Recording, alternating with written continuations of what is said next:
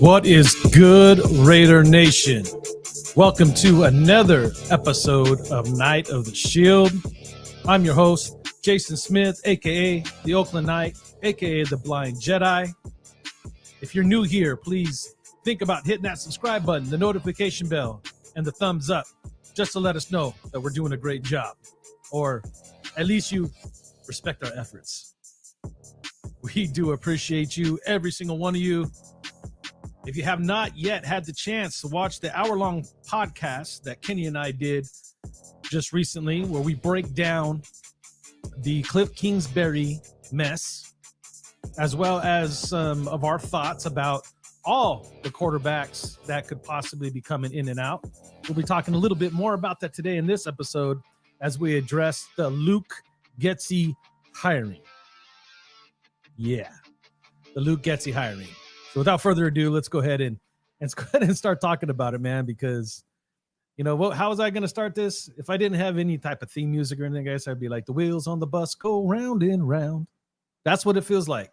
That's what it feels like these days on these streets, man, waiting for the proper news or the good news or, you know, ever since the AP hire. I mean, why does it, guys? I need to ask the nation a question. And if you feel free to go into the comment section and answer this honestly, because I'm really, really curious. Why does everything have to be black and white? Like literally great news or horrible news? Why can't it just be wait and see? Why are we so quick in today's culture to judge everything right out the cut? And that's a serious question. Okay. Because I get it. This was not our first option. So there is room to be concerned, I guess, if that's the word that you want. You know, it's the best word I can come up with on the spot. Okay. I can understand your concern. If Luke Goetze was so great, why didn't we hire him over Cliff Kingsbury to begin with? And that's a fair assessment. I'm not here to judge that at all. But what I'm here to talk about is the reasons, okay? And Patrick Graham is the best example of this scenario. Now, he wasn't lights out over there in New York with the Giants, but they wanted him back. Why is that? Did they believe that he was onto something? Did they believe in him enough that they saw what it could be, what it should be? What was it? We end up getting him. At the end of last year, I was not this year. We're still in the current calendar year for the NFL for 2023. I was skeptic. They said they were bringing him back, and I was like, wow, this is going to be interesting. And then the season started, and it seemed a lot like the same that we saw, but then you saw it gradually get better and better. And once McNumbnuts was let go, you saw this defense take it to another level. Now, I think that has large to do with AP's ability, because if you remember, everybody's reporting, even the cafeteria workers, the janitors, everybody that's in the building has a different approach and attitude when they come to work ever since AP was even the interim coach, let alone now the head coach. So he obviously gave Patrick Graham something, a boost somehow. The players, yes, but he also gave Patrick Graham the freedom to do what he needed to do. Otherwise, he had the choice to move on from Patrick Graham, but no, Patrick Graham's still here. Okay.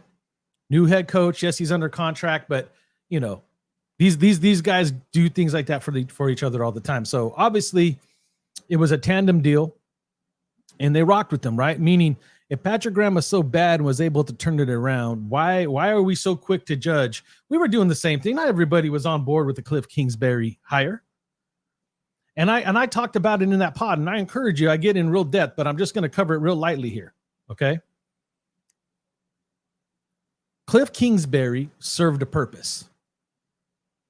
Now, I listen to a lot of different podcasts and do a lot of different research, looking up stuff, and we're going to get into Luke Goetze a little bit, but I don't know if you guys follow Microphone. I like watching, like he gets in depth. He does a really good job and he has really good shorts and stuff like that. It kind of helps keep me informed quickly. He's one of my go-tos. Covers all the NFL, kind of big story topics. But he did a short that I watched even this morning. I didn't see it until this morning, where he was talking about the Colin Cowherd segment, where Cowherd was talking about Caleb Williams not wanting to play for the Bears, and Washington, and all this stuff started to come out right as the news hit that we were going to go get Cliff Kingsbury. I do think that that's tied in, and I don't think that it's a guarantee that the Raiders get Caleb Williams. I think it's more likely that Washington does, and I believe that we're still not out of the running. So anybody thinking that all this means that we're not going to get Caleb Williams, I'm on the same page as probably Cliff was, right? There's probably, and right now I would give it an 80% shot that we do not land Caleb Williams. And that may have been, again, Cliff is connected to Caleb Williams and probably his father. And maybe someone reached out to him during this process when it was announced that he was going to go and sign the contract. He's like, hey, wait. It's most likely we're going to Washington. Because I find it hard to believe that all of a sudden Cliff's over there in Washington, right? He's like the main dude in there. He's going to go visit them, right? And that doesn't mean, because this is the National Football League, means not for long, meaning it may stand that way now, but it may not look like that in the future. But let's be honest, it makes sense. If you think about what Burrows was able to do in Cincinnati, being a local boy, if you were going to capitalize on your best interest as a football player going into the National Football League, why not go to your hometown? You're still probably going to end up being the first overall pick. And then Washington is just going to just loathe all over you, bro. They're going to give you everything and anything you want. You're going to be the talk, the same way Burrow is, right? With all the excitement, all the endorsement deals, it makes sense. So I think Caleb would push for that. It makes sense that he would push to go home and play locally. The opportunity's there. And I think, honestly, I think that's what happened. So before we get into Keith, I can't even talk anymore. So many names floating around. It's always changing. So before we get into Luke Getsy, let's just give my thoughts, how I feel about it right now. My thoughts are, I'm trying to navigate right now. I'm trying to figure out how I can connect this to what possibly the Raiders brass is thinking about how they're going to handle a lot of different things right now. Quarterback being the number one. So to me, it all has to make sense. There was a reason why they were going for Cliff. And I said it in the pod. You can go listen to it. Mark Davis wanted Caleb Williams. He still may. That might still be on the board. Hey, it wasn't AP's fault or Telesco's fault that they didn't land Cliff Kingsbury, okay? Because technically they did until they did it. But that was Cliff's choice. If you want to buy the hype that it was about an extra year or money, I'm not buying it. I'm totally not buying it. I believe maybe that was brought to the table, but I think it was just a way to save face and move on.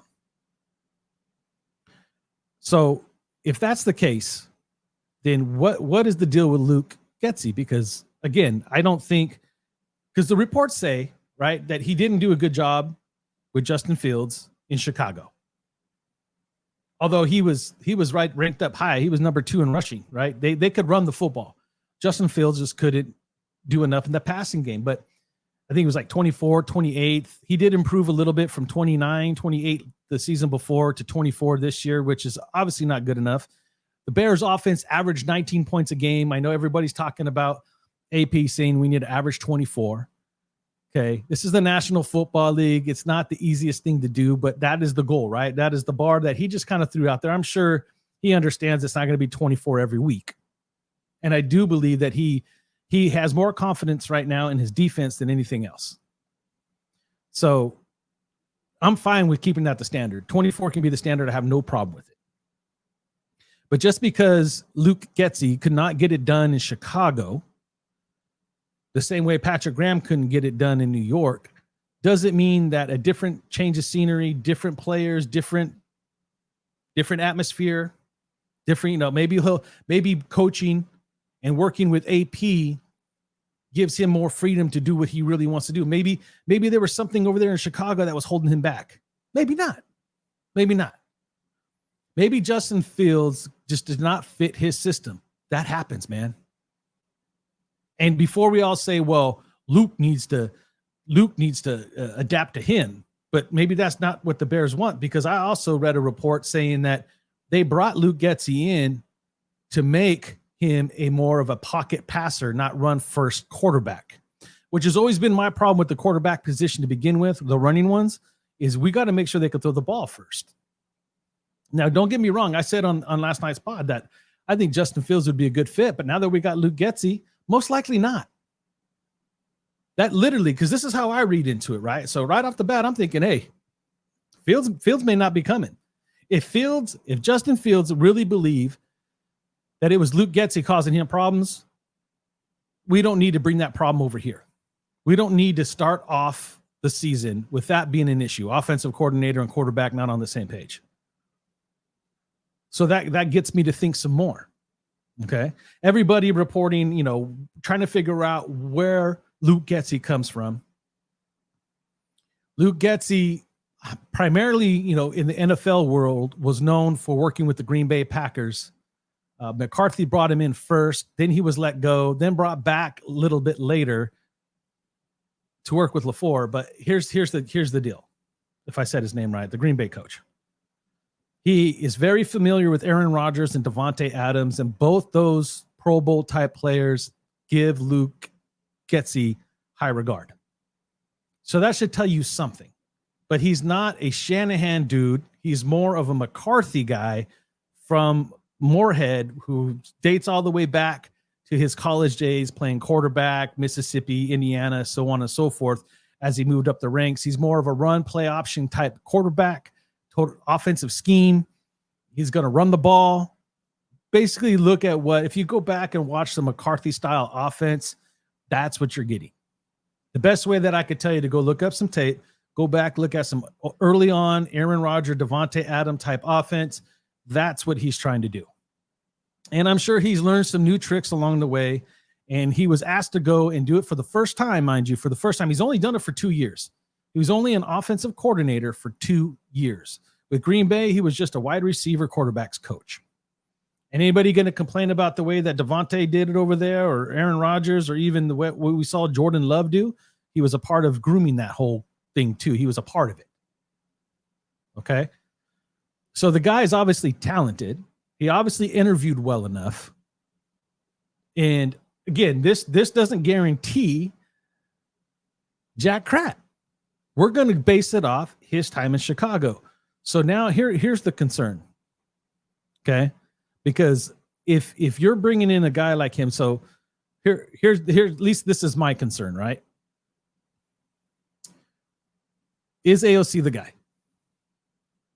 There's people on the fence. That's another 50-50 Raider Nation argument issue. Look, the guy it's going to give the guy every opportunity to compete with whoever comes in here. And depending on who that other quarterback is, depending on who they are and how they adapt, AOC's got the edge on them.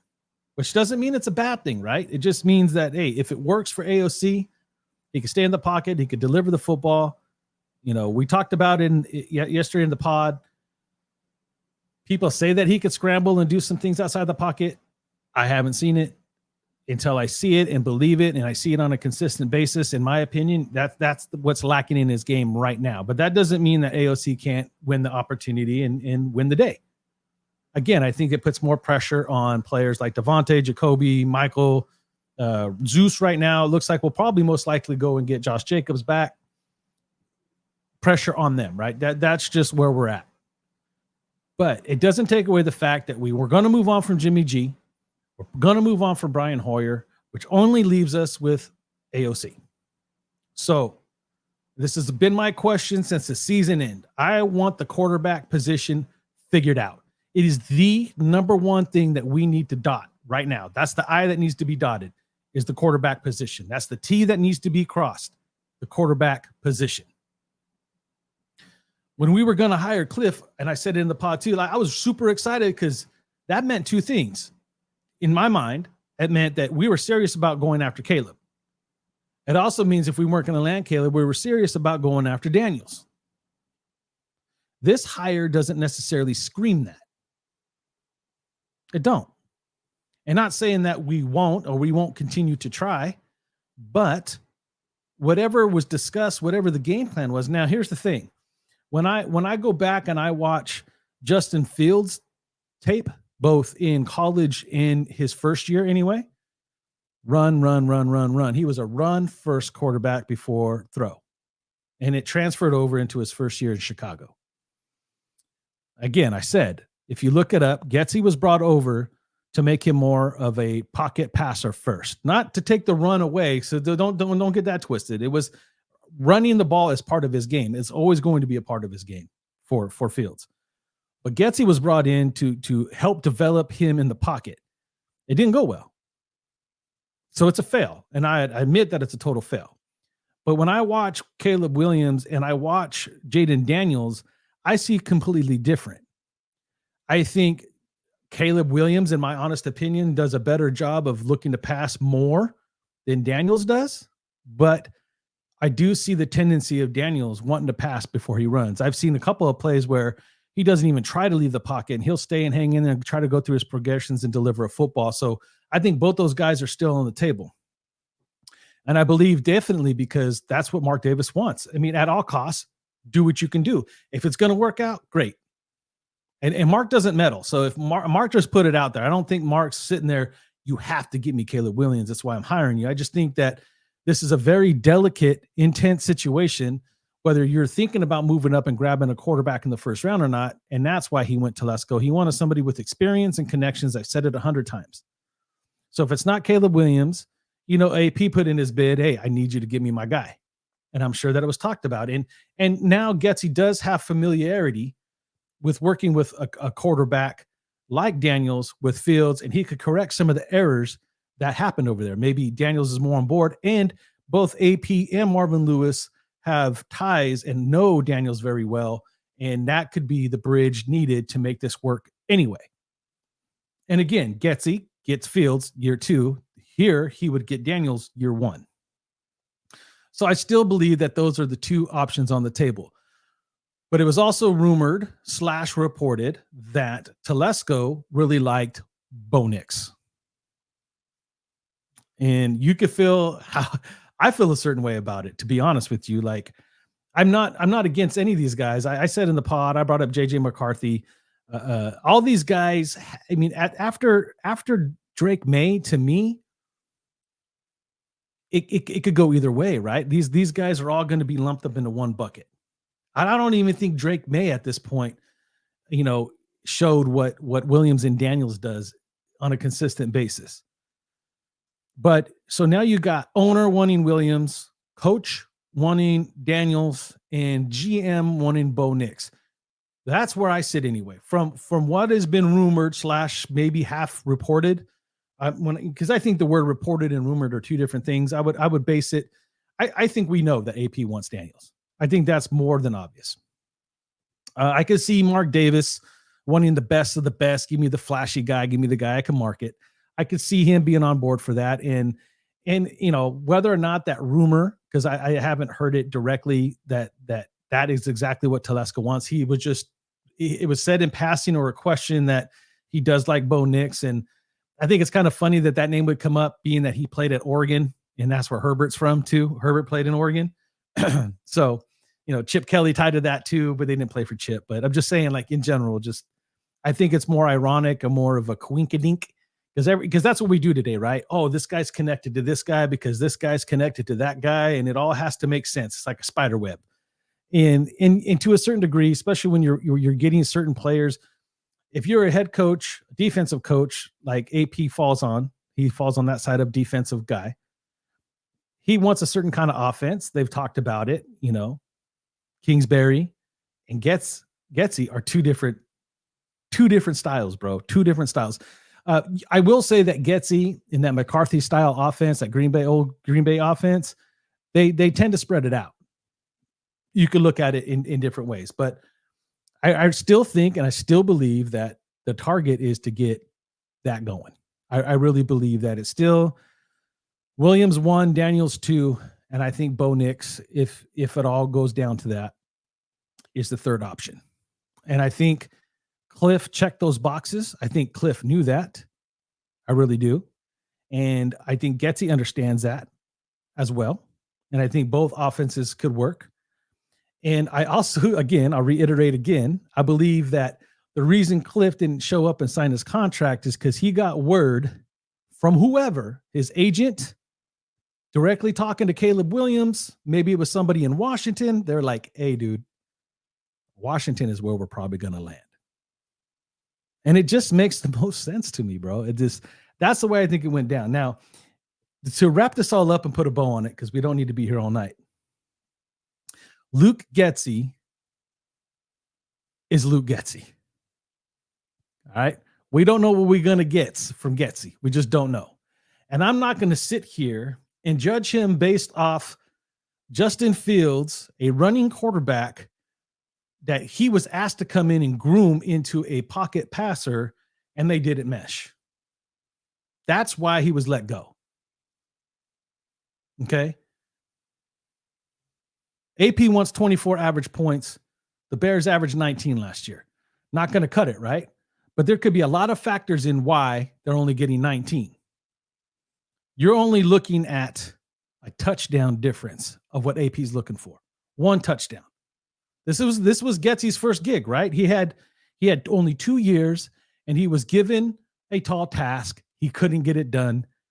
I'm going to put an asterisk on that, and I'm going to keep an eye on that myself because I'm wondering how that's going to translate over into Las Vegas, especially if we end up with someone like Daniels. Because at this point, I really don't believe that we're going to get Williams. But if we're fortunate enough to land Daniels, I'm concerned. That can be a legit concern that we can address when that time comes. If we don't get Daniels and we end up with a player like Bo Nix or AOC battling out in camp, that could be an interesting fit for Luke Goetze in the offense that he runs. So this is why I said, man, we live in a world today where it's either great or it's not great. All of us, all of Raider Nation could care less if Patrick Graham came back last year. Myself included. I'm not even running from that fact, bro. I was like, I don't know. I didn't like it last year. I thought it was too much. He did simplify it. It did look a lot to be the same as what we saw the year prior. And I was like, it got better and better. He won me over. I really liked the way the defense was headed, but it was like a defense that got shot up with steroids once McDaniels was out of there. And AP said like, hey bro, whatever AP said, whatever AP did, or the combination between him and Graham being like, hey, let's let it rip. Let's do what we do. It worked. And it worked well. And we're going to bring those guys back, whoever we can. And we're going to add where we felt that we were weak, whether that's defensive tackle, corner, or linebacker. So, and this team is not all that far off. That's why a lot of people want a veteran answer. Look, I'm done with the veteran answer at quarterback. I am. We're going to run this thing. We're going to try to do this thing. AOC's here. That's the only one we got. And whether it's Penix, Bo Nix, JJ McCarthy, Rattler, Spencer Rattler, I don't care who it is. Bring in some quarterbacks, start bringing them in here. Because I said in the pod, like, dude, every year we have this conversation. And I know, G. Warb, if you listen to this pod, which I hope you do, I know what you're saying, man. Like, and these guys obviously are trying, dude. Like, you can't read between the tea leaves here, dude. Cliff Kingsbury was a prime example that they were telling him they were going after Williams. He got some news that they weren't going to get Williams, and he wanted to make sure that he set himself up for that. And maybe it's the same deal with Washington. If they don't get Williams, maybe they take Daniels, which leaves us in a position that we're going to have to be looking at the other three. Drake may be a part of that, but going off rumors, Bo Nix was mentioned that Telesco likes. So again, once Williams and Daniels are off the board, I don't think AP puts a lot of precedent on who he wants. I don't. And Bo Nix can run a little bit. Bo Nix can stay in the pocket and throw. Bo Nix showed that he was accurate. He had a rough Senior Bowl. That might just help the odds that he falls to 13. We keep all of our picks, and we just do what we do. We got money. We got nearly $51+ million right now. There's some moves that we're probably going to make post-June that'll bump that up close to 80. So, look, a lot of things could happen, man. A lot of things. But I don't want to be spending no $40 million on a retread quarterback. Don't want to. Russell Wilson, I think Seattle got to make a big, tough decision. They're going to get a lot of money if they let him go, which would save us a lot of money grabbing him. But again, I don't think that's the answer. And regardless, you have to address in the first round. I stay true to my statement. It's got to be first, no later than the second round that you get that quarterback. But if I had to be honest, it has to happen first round. It's time. It's time for us to go quarterback hunting. I don't care if it takes this year, next year, and the year after that. We need to make it happen now. Period. Anyway, I could talk this all day. I could sit here and just ramble on, but I don't want to just continue to repeat myself. Luke Goetze, new offensive coordinator for the Las Vegas Raiders. Like him, love him, hate him. It's not going to matter. It's not going to change a thing. Give the guy his due. Let him come in here. Let him try to figure it out. Let's see who he's got at quarterback. Let's see how it fits his system. Everybody stop looking at the Shanahan stuff and stop worrying about that. If you really want to kind of know what he's trying to run, go watch the Aaron Rodgers, Devontae days with McCarthy. Go look up some of that tape. That'll say it all. A lot of RPO, spreading it out, run the football. He's known to want to run that rock. AP wants to run the rock. We could talk about the 19 points, but he was number 2 in rushing. So let this guy come in here and let him work. It might be a blessing in disguise, y'all. We don't know. Cliff Kingsbury was no guarantee because we didn't know none of us know who the quarterback is. Right. You know how I do it. Like, comment, subscribe. Leave a comment. Let me know your thoughts. I'm here for it. Until next time, stay Raider strong. Night out.